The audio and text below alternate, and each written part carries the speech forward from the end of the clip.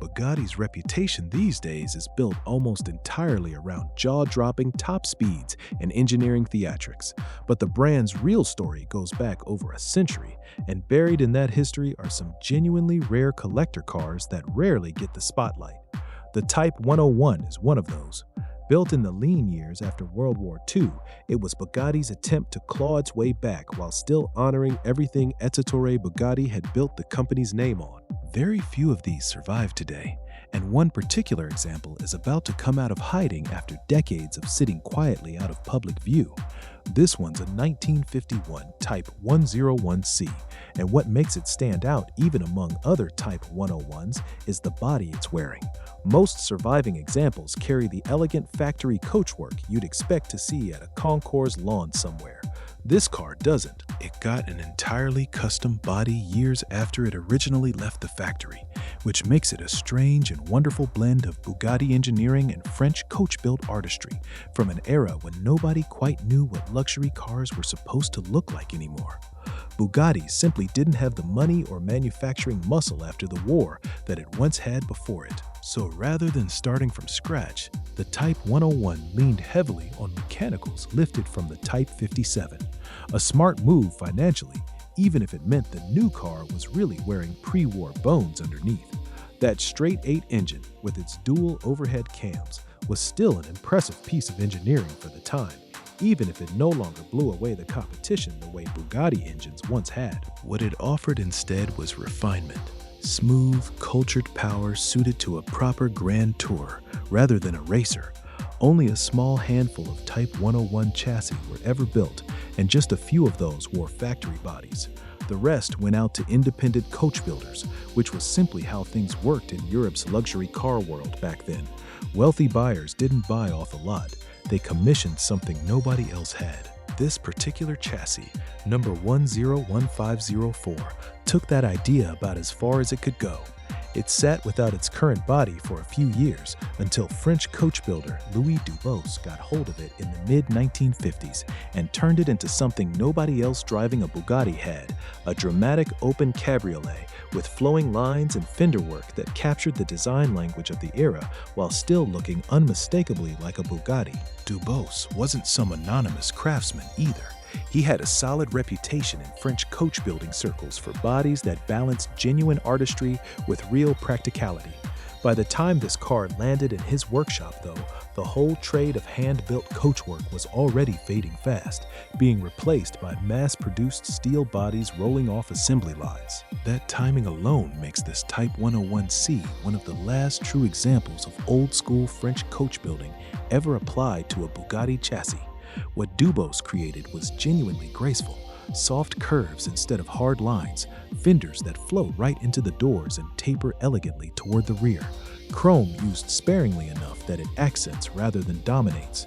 The proportions still nod to the classic long hood, cabin setback layout you'd expect from a serious grand tourer of the period. Every panel on this car was shaped and finished by hand, which is a level of craftsmanship that essentially doesn't exist in modern manufacturing anymore.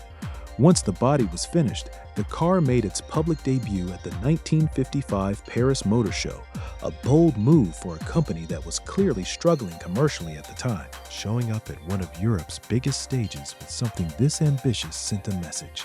Bugatti could still build something extraordinary, even while the business itself was in trouble.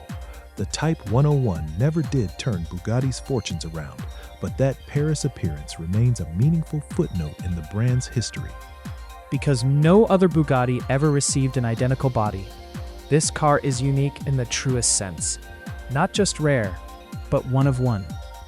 That kind of exclusivity matters enormously to serious collectors, who tend to care as much about originality and provenance as they do about horsepower figures. And the ownership story here only adds to that appeal.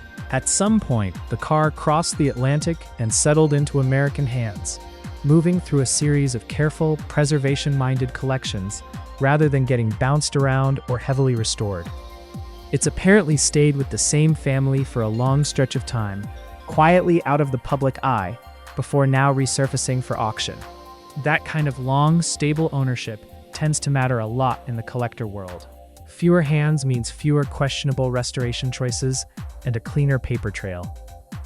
For buyers chasing genuinely museum-grade cars, that continuity often counts for as much as the mechanical condition itself.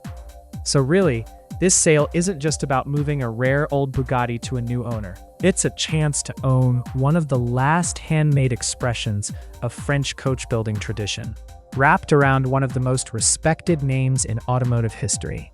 Limited production, one-of-a-kind bodywork, a documented past, and decades of careful stewardship. That's a combination that's hard to find anywhere else on the current market. There's also a bigger story sitting underneath all this. After Ettore Bugatti died in 1947, his son Roland took over and tried to keep the company's reputation alive by refining what already existed, rather than gambling on something entirely new. It didn't produce many cars, and it certainly didn't save the business, but it kept that legendary straight-eight and Bugatti's engineering DNA alive for a few more years before things eventually wound down. The 3.3-liter engine in the Type 101 carried over much of what had made the Type 57 so admired. Dual overhead cams, smooth delivery, real durability, built more for relaxed, confident touring than outright speed. The chassis itself was solid enough to give coach builders a proper canvas to work with, which is exactly the kind of partnership that defined this era of car making. Engineers building a capable platform, then handing it off to artisans who turned it into something singular. As Europe rushed toward industrial, all-steel body production through the 50s, that whole tradition was basically on its way out. And this car happens to be one of its final, best-preserved examples. Collectors chasing genuinely important cars tend to look for exactly this kind of combination. Rare mechanical platform, unique coachwork, solid documentation, and a history that's actually traceable. Very few cars check every one of those boxes at once. And visually, it still holds up remarkably well. There's something about hand-shaped curves that modern, wind tunnel-optimized design just can't replicate. Even parked next to celebrated classics at a top-tier concours, this car would still look like it belongs in a category of its own. The interior follows the same spirit. Good materials, handcrafted trim, understated instrumentation that prioritizes the driver's experience over flash. It's a cabin built for people who actually understood cars, not just people trying to look wealthy in one. Because so few Type 101s were ever built, and because none of them wear a body quite like this one, cars like this almost never hit the open market.